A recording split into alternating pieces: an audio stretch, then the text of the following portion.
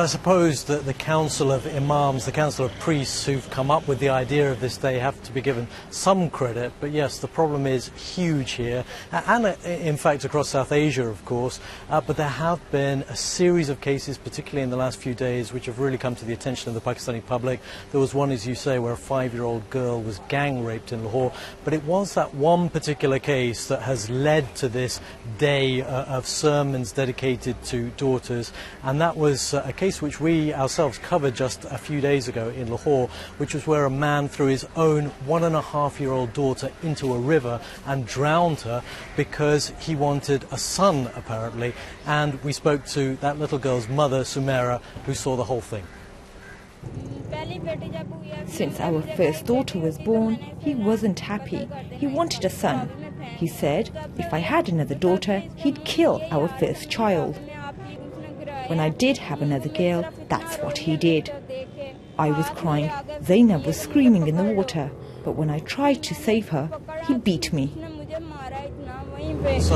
So an horrific case there, of course, and that, as I say, is what's led to today. Now the Council of Imams hopes that up to 70% of mosques across the country will be participating. I think that's pretty optimistic, but yes, your question earlier is the key one, how much of an impact this will have, because the issues are about mindset, about culture, and also about the legal system in this country, where people who perpetrated crimes like that just haven't been punished severely enough. Yes, I mean, your report earlier this week was extraordinary, where you interviewed also the husband, and we didn't know whether he was going to actually face any proper sense of justice. Is there any update on that? Have you heard what's going to happen to him? Because if that doesn't change, nothing will.